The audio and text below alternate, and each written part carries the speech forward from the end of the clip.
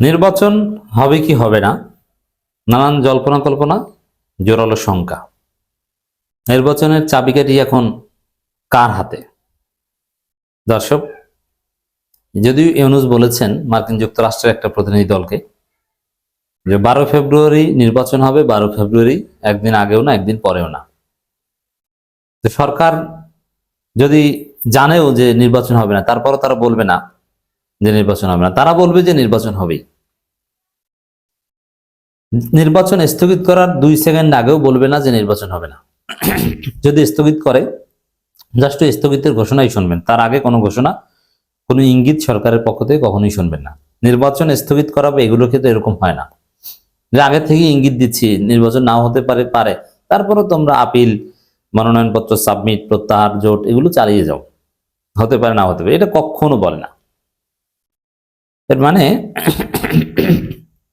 যদি নির্বাচন স্থগিত হয়, এটা ঝড়ের মতো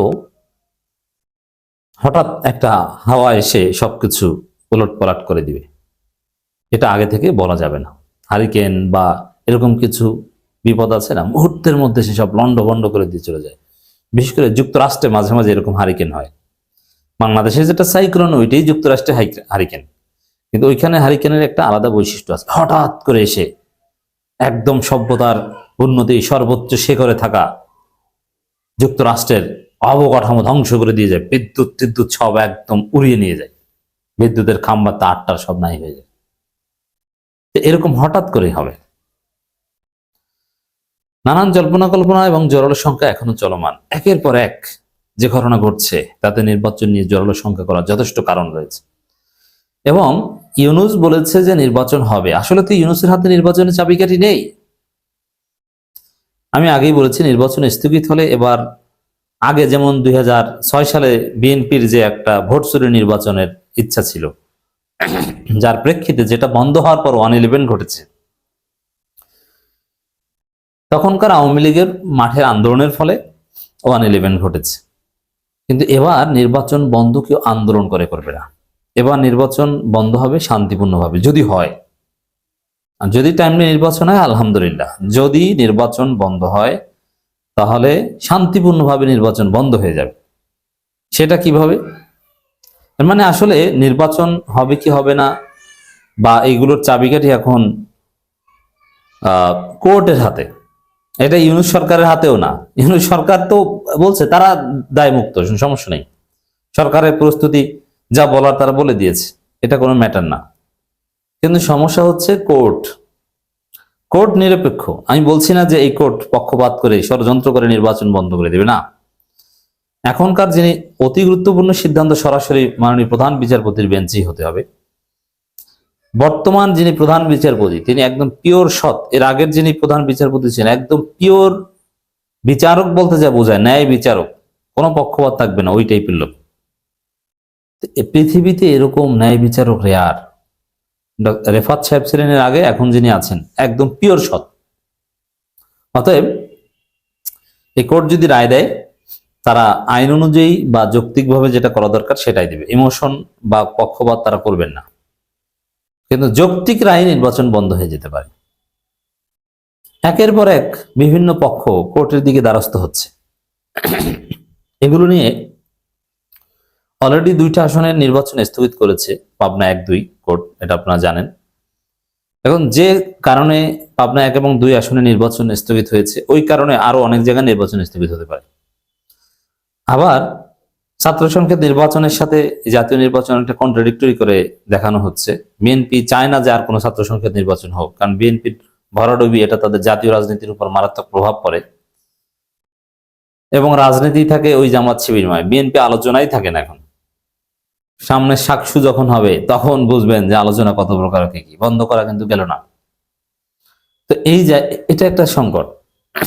আবার জাতীয় পার্টির বা 14 দলভুক্ত যারা নির্বাচন করছে তাদের নিয়ে আরেক সংকট।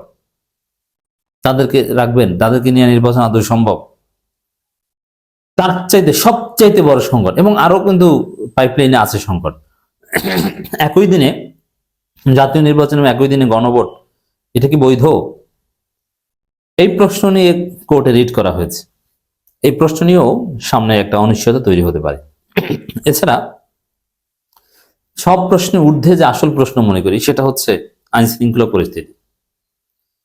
বিএনপির হাতে হাতে অবৈধ অস্ত্র ভারত থেকে এনেছে এবং থানা থেকে লুণ্ঠন করা অস্ত্রগুলো সব বিএনপির হাতে। থানা থেকে লুণ্ঠিত অস্ত্র, তখন যে সময়ে থানা থেকে অস্ত্র নিয়ে যাওয়া হয়েছে, এটা মহা বীরত্বকর কাজ। আই অ্যাপ্রিসিয়েট, আই স্যালুট, কারণ ওরাই ছিল আমাদের বিপ্লবের অন্যতম শক্তি। সব ঠিক আছে, কিন্তু অস্ত্রগুলো কোথায়? জামাত শিবিরের লোকজনও কিছু নিয়েছিল, সাধারণ জনগণ নিয়েছিল, তারা সবাই জমা দিয়েছে, কিন্তু বিএনপিটা দেয়নি। আমি চ্যালেঞ্জ দিয়ে বলছি, বাংলাদেশে যত অবৈধ অস্ত্র আছে তার 99.99% বিএনপির হাতে। এই অবৈধ অস্ত্র দিয়ে বিএনপিকে খুন করে প্রতিনিয়ত, আপনারা দেখেছেন। যেমন স্বেচ্ছাসেবক দল নেতা মুসাব্বিরকে খুন করেছে, এটা কারণ বাজারে চাঁদাবাজির নিয়ন্ত্রণ নিয়ে ঘটনা। বিএনপির এক গ্রুপ আর এক গ্রুপকে শুট করে দিয়েছে। তো সামনে আরো অনেক গোলাগুলি এবং হত্যাকাণ্ডের ঘটনা ঘটতে পারে। এই হত্যাকাণ্ডের ঘটনা, সব হত্যাকাণ্ড পুরো জাতিকে নাড়া দিতে পারে না। ওসমান হাদির হত্যাকাণ্ড পুরো জাতিকে নাড়া দিয়েছে, পৃথিবীকে নাড়া দিয়েছে, জাতিসংঘের মহাসচিবকে পর্যন্ত নাড়া দিয়েছে। এবং এরকম ওসমান হাদির হত্যাকাণ্ড নিয়ে যেরকম সারা জেগেছিল, ওইরকম কোন একটা হত্যাকাণ্ড যদি ঘটে যায় নির্বাচনী প্রক্রিয়ার মধ্যে, তখনই পুরো জাতি বলবে যে নির্বাচন চাই না। এবং কোর্টে যে বিষয়টা উত্থাপন করা হচ্ছে, লুণ্ঠিত অস্ত্র উদ্ধার না হওয়া পর্যন্ত নির্বাচন স্থগিত যে রেট, তখন কোর্ট নিরপেক্ষভাবেই এটা বলতে পারে যে আগে লুণ্ঠিত অস্ত্র উদ্ধার করেন, তারপরে আসেন, কারণ মানুষের জীবনের বিনিময়ে কোনো নির্বাচন আমরা চাই না। কোর্টে ন্যায় বিচার অংশ হিসেবে এরা দিতে পারে, কারণ নির্বাচন ফরজ ওয়াজিব নয়। এখনই নির্বাচন করতে হবে এর কোনো সাংবিধানিক বাধ্যবাধকতাও নেই, কিন্তু মানুষের জীবন বাঁচাতে হবে, এটা ওয়াজিব। মানুষের জীবনের বিনিময়ে নির্বাচন করা যাবে না, এই বিষয়ে কোনো ইখতিলাফ নেই। অতএব পরিস্থিতি কিন্তু জটিল, বলা যায় না কখন কি হয়। এখন এই যে অনেকগুলো উপাদানের কথা বললাম, গণভোট এবং জাতীয় নির্বাচন একই সময়ে, এটার কনফ্লিক্টিং বিষয় কোর্টে এখনো আছে, সাবজুডিস। এছাড়া লুণ্ঠিত অস্ত্র উদ্ধার না হওয়া পর্যন্ত নির্বাচন স্থগিত চেয়ে রিট, এটাও এখন কোর্টের কাছে। এবং আরো বেশ কয়েকটা কারণে নির্বাচন স্থগিত চেয়ে রিট আছে কোর্টের কাছে। সব মিলিয়ে নির্বাচনের চাবিকাঠি তো আসলে কোর্টের হাতে, ইউনূসের হাতে নয়। নিরাপত্তাহীনতার প্রেক্ষাপটে এবং 2024 সালের গণঅভ্যুত্থানের সময় লুণ্ঠিত বিপুল পরিমাণ অস্ত্র উদ্ধার না হওয়া পর্যন্ত আসন্ন জাতীয় নির্বাচন স্থগিত চেয়ে রিট দায়ের করা হয়েছে। যেই করুক না কেন, হু ever he or she could be Awami League, but the question is valid, এটা হচ্ছে ইম্পর্টেন্ট। কোর্টের কাছে তো অবশ্যই এটা তাৎপর্যপূর্ণ হবে। হাইকোর্টে রিট করেছেন আইনজীবী মোহাম্মদ মাহমুদুল হাসান। এরা কিন্তু এমনিতেই পাবলিক ইন্টারেস্টের জন্য অনেক রিট করেনি। মাহমুদুল হাসান এর আগে ইউনূস আলী আকাউন্ট করেছেন। রিট মন্ত্রিপরিষদ সচিব, স্বরাষ্ট্র সচিব, আইন ও বিচার ও সংসদ বিষয়ক মন্ত্রণালয় সচিব, নির্বাচন কমিশন সচিব, পুলিশ মহাপরিদর্শক এবং র্যাব মহাপরিচালককে বিবাদী করা হয়েছে। যাই হোক দর্শক, এক কথা যদি বলি, নির্বাচন নিয়ে জোরালো শঙ্কা আমরা দেখতে পাচ্ছি।